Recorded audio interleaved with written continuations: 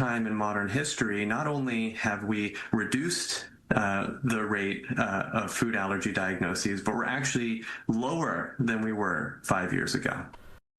The Edge at 11 starts now. We begin the Edge tonight with breaking news from Detroit's east side. Police are investigating after an officer-involved shooting. It happened around 9:30 tonight on Gratiot near 7 Mile.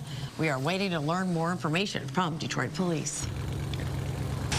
Other big story, storms rolling through Metro Detroit, bringing strong winds, toppling trees onto vehicles and garages. Now people are going to clean up this mess. We're going to be hearing from folks about those high wind gusts in just a bit.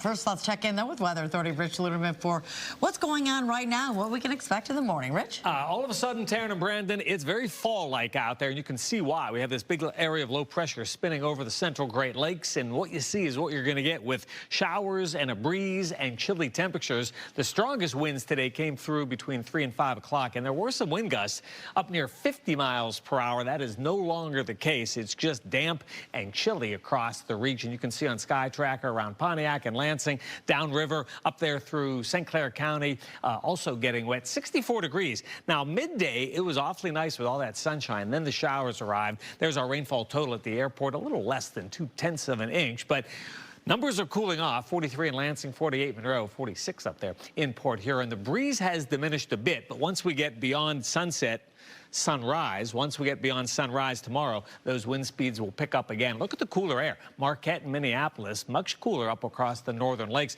Low pressure is going to be with us for the next couple of days, so more of the same. You'll see it in the forecast. Occasional showers tonight, down to 43. Occasional showers tomorrow, 52. The good news is for the weekend, we're going to dry things out. Not a big warm-up, but at least we're moving in the right direction. Brandon, Taryn, a full check at 4 a.m. Well, changing the weather for Metro Detroit as sunny skies this afternoon gave way to clouds and rain. And quickly, some gusty winds, which did leave behind some damage. And Fox News' Dave Spencer is joining us now live with more. And it's still pretty much, there was a lot, Dave, considering just how short that storm was.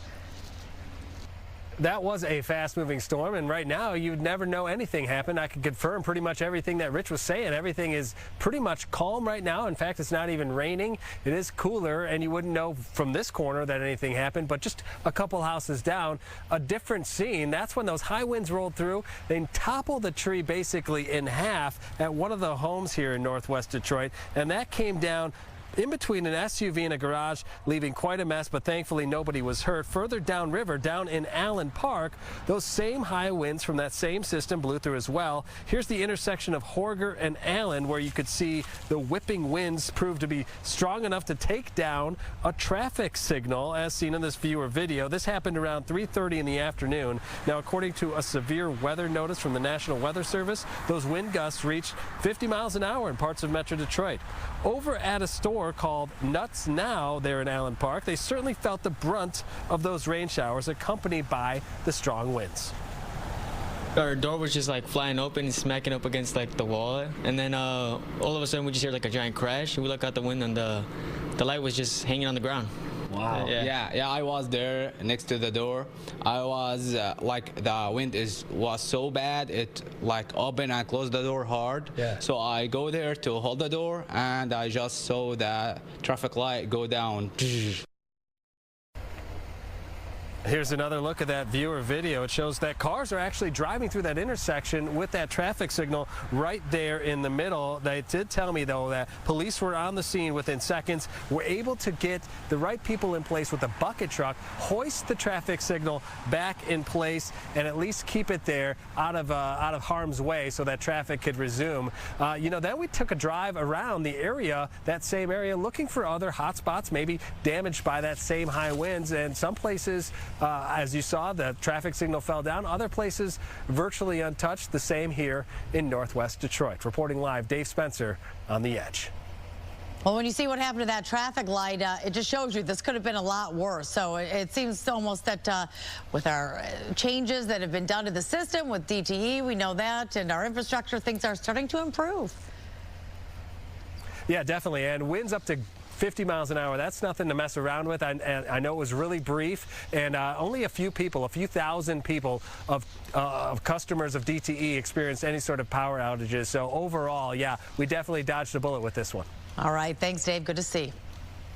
Well, a Canton school principal is accused of bullying teachers, has been cleared of any wrongdoing. And that's according to the district. But many teachers aren't happy with the results of an investigation. Fox News' Dave Canton joins us live from Plymouth with more on this. Dave. Yeah, you know, the school district here in Plymouth, Canton, they say they took their time on this investigation. They looked at everything. They hired an outside law firm to see if any laws were violated, and really using this law firm to do the job here. Let's show you a video of the school we're talking about here. Now, last month, several former teachers at Bentley Elementary School walked us through their allegations. One of them said that she and about 20 of her colleagues quit after their principal suddenly criticized their lesson plans, schedules, attendance, and more, some even alleging age discrimination. Well, today the district sent a letter to parents saying they hired that independent team to do several interviews with witnesses and review documents. Now, the letter says the investigation has concluded and the evidence did not support any findings that the alleged conduct violated the law or board policies against unlawful discrimination, harassment, or bullying. With this investigation, while this investigation is now closed, we understand that it may have caused uncertainty among some school community members. Please know that we hear and respect those concerns. The district remains confident in the principal's leadership and continues to be committed to making Bentley a safe, positive, and supportive place where students can succeed and staff feel valued and respected. So what's next for the teachers? Many say they will continue their push for change. I literally just think he needs to be out of the district. I feel sorry for the teachers that are still there. I'm glad that I'm out, but I just think he should not be a person that, you know, is in charge of anyone the way he treated people. Well, we did reach out to the principal. We went to their house to see if they wanted to comment, tell their side of all of this and how they feel now that the investigation has cleared them according to the district, but we were told that the principal was not home. We will continue to follow all of this as it develops. We're live in Plymouth. Dave Canton on The Edge. Well, Dave, for these former teachers and teachers who want to keep going, what are their options? Well, you know, it's interesting because some of them did take several breaks that they were allowed to take per school policy. Some are on leave. And so, in fact, some of the ones on leave were careful about speaking up because they didn't want to jeopardize their employment. So for many, it really varies. Some of them did take early retirements, but they say they really wish they were back in the classrooms because they miss their kids. And others went to other schools, other districts entirely. Dave Canton reporting live in Plymouth, Canton. I appreciate it. Thank you. It was very, very fast, and it was one guy by himself. He drove up very fast, parked right next to the car, took all 4 tires and popped them in his trunk and drove off. But I don't have $2,500 to replace tires and rims on my car today. A tiring past few days for a Madison Heights man. He's been looking for new wheels after a thief, you can see it, stole them, only leaving behind locking lug nuts. This happening at an apartment complex off Stevenson Highway. We noticed other residents in the area complaining about the same thing online. Police say they're following leads, but so far no arrests. The man we talked to says that he found some replacement tires on Facebook Marketplace, but they are pretty old.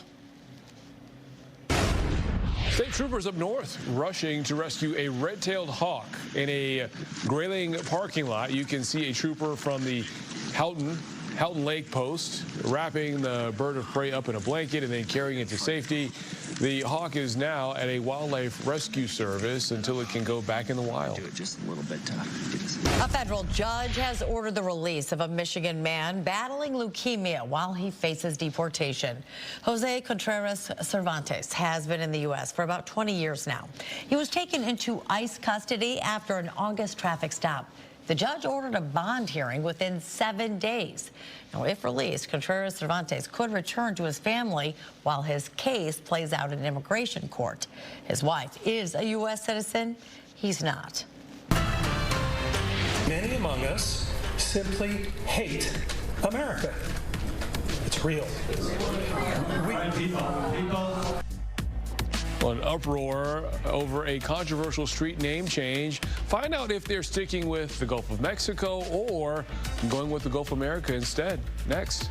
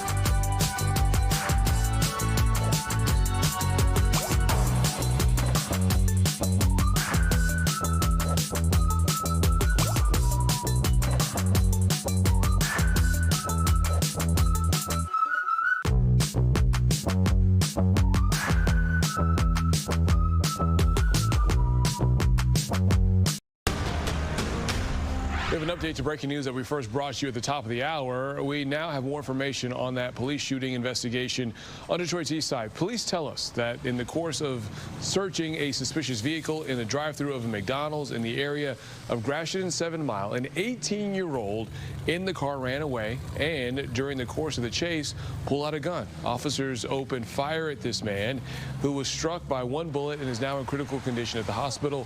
Suspect's gun has been recovered. We're going to continue to follow this story and keep you updated as soon as we learn more. Concerned about losing my benefits. I'm concerned when I get on online and try to fill out information, there's nobody to talk to you about it or to answer your concerns. As the government shutdown drags on, there's growing concern over federally funded programs, and that includes the Supplemental Nutrition Assistance Program, or SNAP as it's known. Several states have warned recipients of SNAP that if the shutdown continues, benefits for November will not be issued.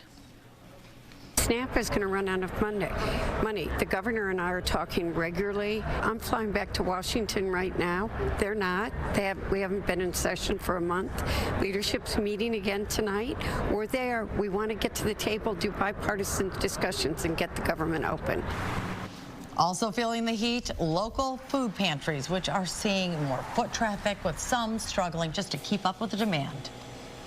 And some Americans are outraged over part of the White House now being torn down. Demolition crews are making room for President Trump's new ballroom in the East Wing, despite Congress never really signing off on this project. The chair of the National Capital Planning Commission says the demolition does not require approval, but any new construction will. This is a shocking scene for many because the president previously said the project wouldn't interfere with the existing East Wing. You probably hear the beautiful sound of construction to the back.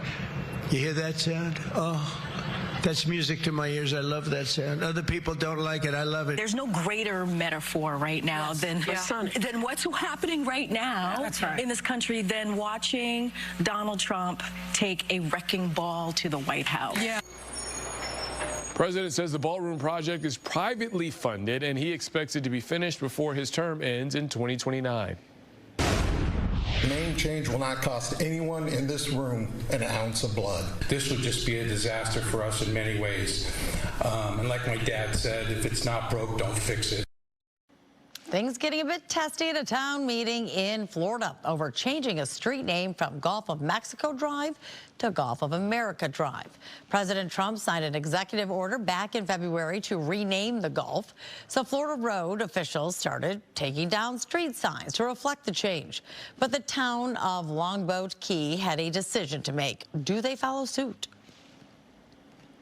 It would just be a nightmare if we had to change our address to all our vendors, everything that we do, our administrative offices, where all our legal papers, everything that we do at the club. I think everybody, from what I've heard, likes the name Gulf of Mexico Drive. You know, it's not a bad name, and it doesn't mean you hate Trump. You know, I'm a Trump supporter, so. Well, Gulf of Mexico Drive is here to stay after board members decided to drop the matter. A normal conversation, really? Yo, really? You're gonna attack somebody in a costume? You get the A man wearing an inflatable costume of President Trump randomly attacked in Massachusetts. It happened over the weekend while the victim was heading to a No Kings rally. He says he wanted to support the president. Suspect was arrested and pleaded not guilty to a charge of assault and battery. All right, some new details on some scary moments in the skies. A weather balloon may be to blame for damaging a plane and then hurting the pilot. The flight traveled from Denver to LA last Thursday when it had to make an emergency landing. It came on over the intercom and said, unfortunately, we have some bad news. The aircraft has collided with an object. And I was looking out the window just thinking, like, we could go down at any time. So it was really scary. A company based out of California says this weather balloon was in the sky around the time of the incident. They're working with federal investigators to learn more. All right, sticking in Utah now, where a trip for a coffee really turns into a nightmare. So mom visiting her daughter at BYU stops in a Starbucks bathroom. She runs into one problem. She cannot get out. Was stuck. I just kind of yelled. I was like, Callie, can you try and do the code? And that didn't work. We had to get her out of the bathroom with a saw. Well, firefighters rescue the woman after a locksmith spent 45 minutes trying to get her out. Apparently, the door didn't have a keyhole and the code wasn't working. Asked my daughter to FaceTime with me so I could kind of see what was happening on the outside, and that really helped because the door was so thick you couldn't hear. Every single time I go into an area, I will look at the lock to see if there's a keyhole for somebody to be able to come out.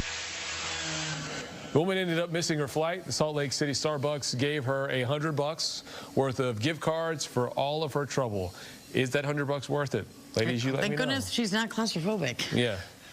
We feel like the walls are closing. Should they be stuck in an elevator or a Starbucks bathroom? Bathroom. Because you can go to the bathroom. Yes, that's true. And they got coffee out of the You could go to the bathroom in an elevator. You just wouldn't be have that to get pleasant. creative, right? Yeah. So anyway, women go differently than men. I don't think he knows that. Much of Metro Detroit still soaking up that incredible defensive performance by the Lions last night at Ford Field. Even quarterback Jared Goff still talking about it Tuesday in Allen Park. You'll hear what QB1 had to say. Come on, Brandon. Next in sports, Rich. I actually got stuck in an elevator in Niagara Falls. That is a true story. Oh, and you could hear the rushing water. Well, no, I was up there for about 45 minutes. But, I used the phone, and it all worked out. Here I am. Let me show you the numbers. We're dealing with showers coming and going. Numbers are going to be falling for the rest of tonight, down to 43. That's pretty chilly. For the next couple of days, it stays cool. Tomorrow, some more showers likely. A full check at 4 a.m.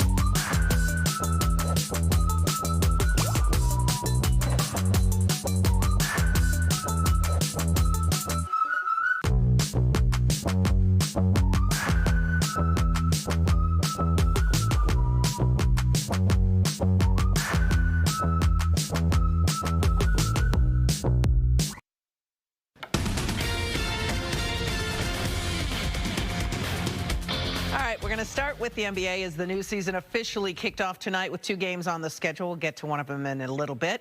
Wednesday night, it's the Pistons' turn as they start a season of high expectations when they take on the Bulls in Chicago. Earlier tonight, head coach J.B. Bickerstaff joined us on the Sports Office to talk about the mindset in his second season.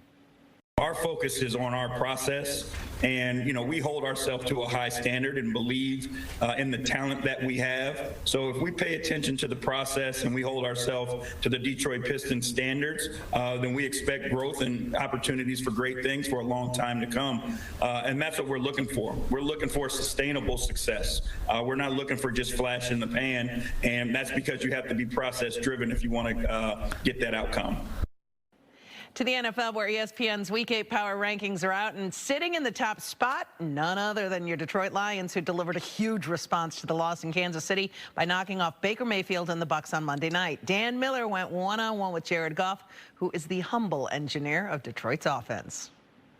It was a huge one to get at home after a loss at Kansas City and come back, get that one before the bye. Feel pretty good about it heading into the bye. And like you said, they'll be there hanging around in January most likely. It's nice to have that one. Everybody talked about what you weren't going to have in the secondary, and yet those guys go out defensively and put up a night like that. How much fun was that to watch? Yeah, it's fun. It's the best. It's funny how that works sometimes, where these guys that haven't had opportunities get their opportunity and play well. And I'm sure they simplified the game plan for us defensively and let those guys just fly around and play. And you could see it. They were playing hard. They were playing fast. They were making it hard on them offensively and had our back all game. I look at that 51 straight games now without back-to-back losses. We make a lot of that in the media. Yeah. I looked it up. You were on some really good teams in Los Angeles. Longest you guys went was 28 games. Yeah. Do we make too much out of that? Is 51 games jump out at you? Yeah, I mean, I think it's a sign of a good team and a team that's built for kind of adversity and resilient and the whole thing. Like we don't flinch if we lose a game. We know, like, all right, we got the next week and we got to focus. And it really, you wish it didn't take this sometimes, but sometimes those losses do kick you in the butt a little bit and get you into gear. And for us, it certainly does sometimes. And I think this week was like that. You have a unique view of Jameer on the 78-yard run. What's that like when you just see the C's part like that? It's awesome. It's really cool. I mean, I can see it right now in my mind, just like him hitting that. And I can see nobody in front of him, and like I can walk to the sideline, play's over. It's a touchdown. It's already there, and he's a special type of player who can hit those home runs and get him in space. He did it a few times, not only on that run, but just a few of those swing passes we hit him on. Get him in space, good things happen. How much fun is that on a Monday night in Detroit to be a part of a game? Yeah, our fans were incredible. They were incredible. You could feel it, man. You could really feel it, and it was cool getting them on prime time. Getting our fans in there in the building, night game. Like, it was rocking. It was a lot of fun. Spider-Man and Superman, that's what that was. Okay, that was the Selly. All right, back after the break, a thrilling finish from Oklahoma City tonight. Stick with us. It's fun.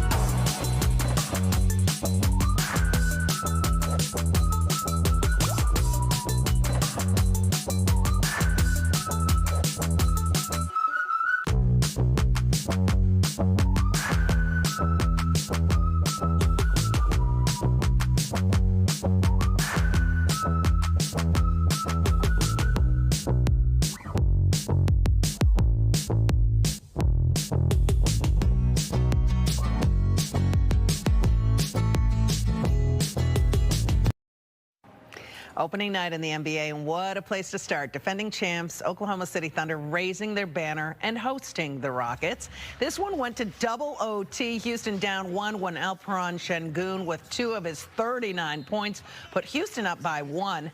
On the other end, under 5 seconds to go, Shai Gilgeous-Alexander, we call him SGA, gets fouled by Kevin Durant. He hits both free throws to put the Thunder up 1. Final chance for the Rockets. Jabari Smith with a baseline shot, but it doesn't go. The Thunder outlast the Rockets 125-124 in double OT. That's a great way to start the season. That is it for The Edge at 11. My thanks to producer Greg Cantor for his efforts, and to you for watching. The Pulse starts now.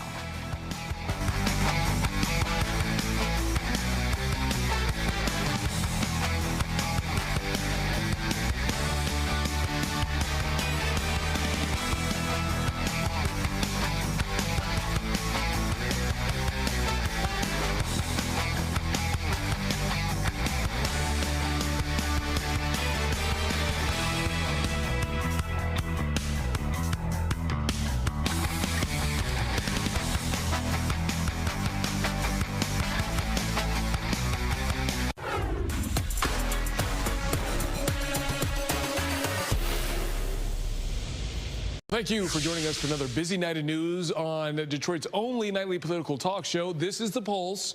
I am Brandon Hudson. We are nearly a year removed from the 2024 election, an election where multiple polls said the economy impacted votes the most. But why are we bringing this up now? Simple. Tonight's show, it's all about the money. We're going to dive into what's happened today with the government shutdown, but you should know right now it is entering its 4th week. Thousands of government workers are missing their first full paycheck.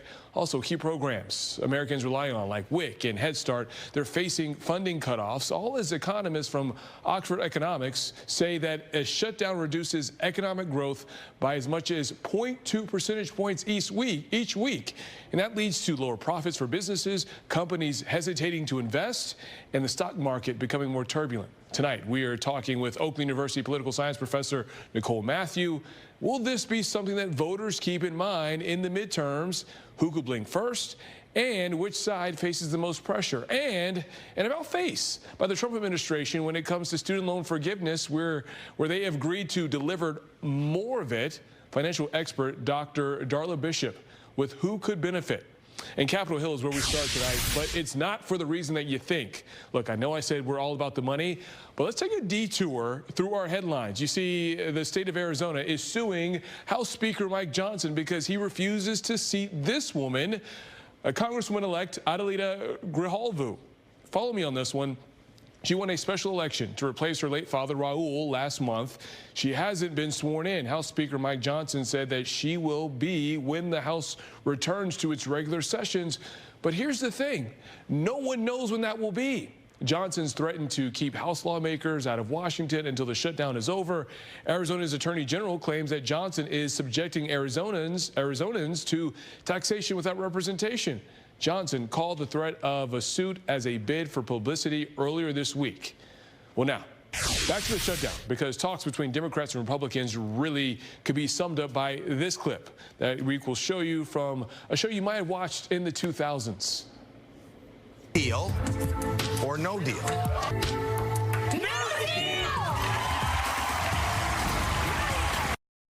Yeah, that is pretty much what Democrats have said since the clock struck midnight October 1st.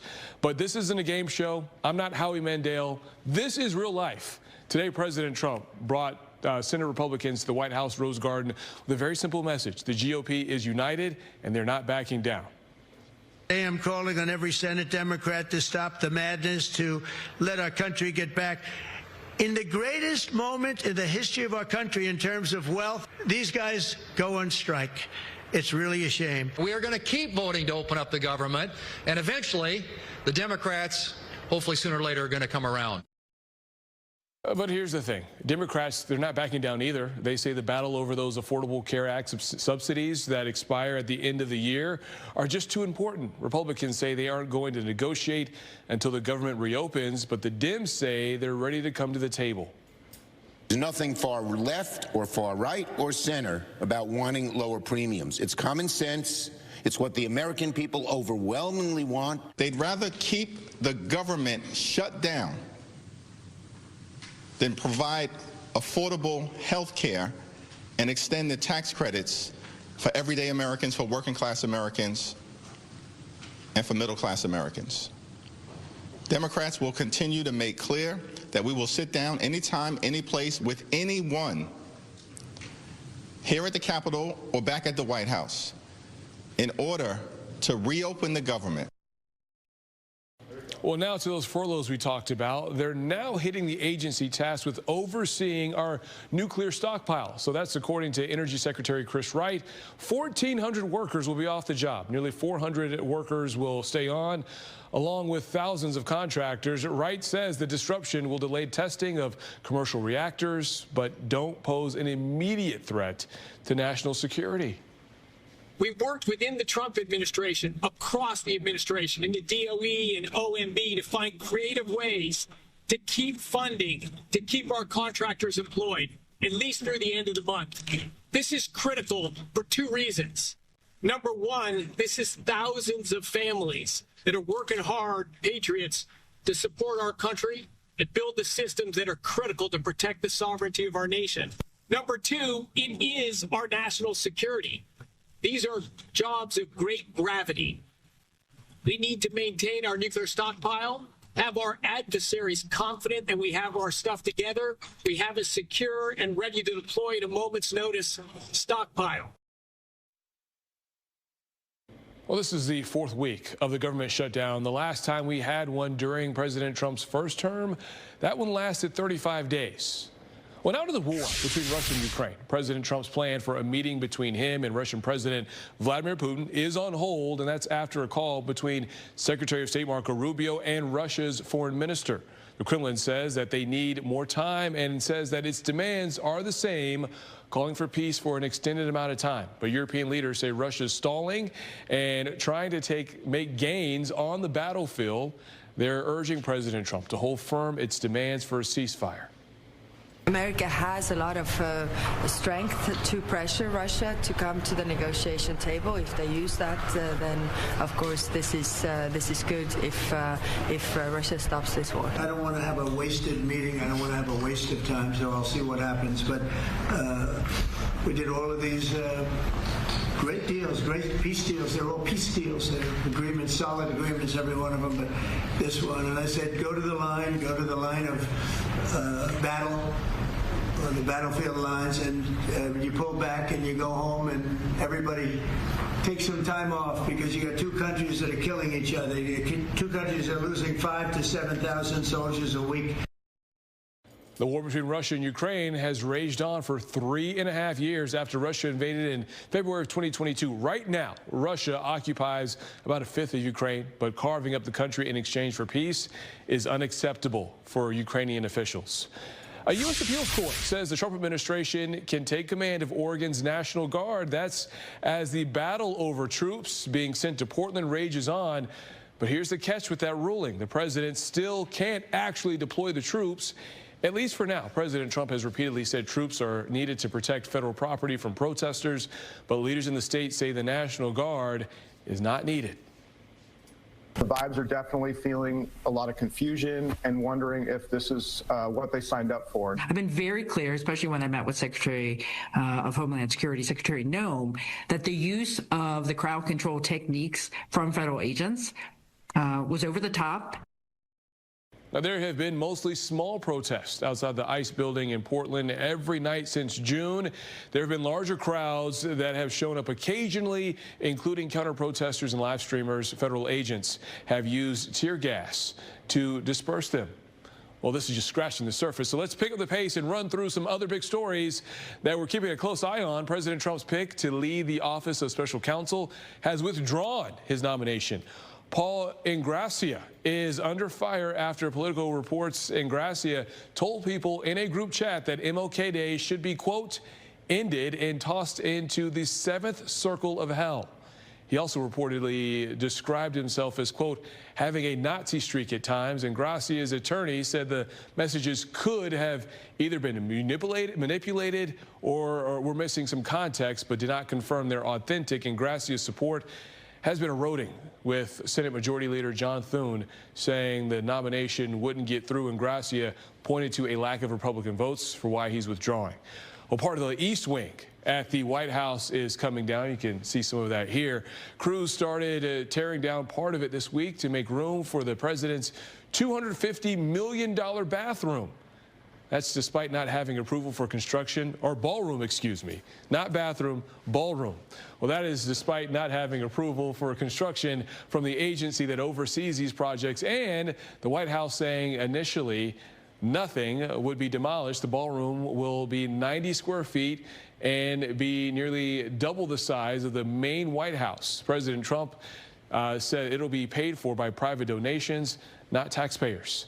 And from the current president to the former one, Joe Biden completed a round of radiation therapy for aggressive form of prostate cancer that he's battling. The former president was diagnosed earlier this year. His office said that the cancer spread to his bones. The 82-year-old had surgery to remove skin cancer lesions from his forehead last month. All right. We're turning back to the government shutdown after the break. Thousands of workers are missing a full paycheck this week. Battle lines were drawn. Neither side is backing down, and we are diving in it all with Oakland University political science professor Nicole Matthew after the break. You are watching The Pulse here on Fox 2.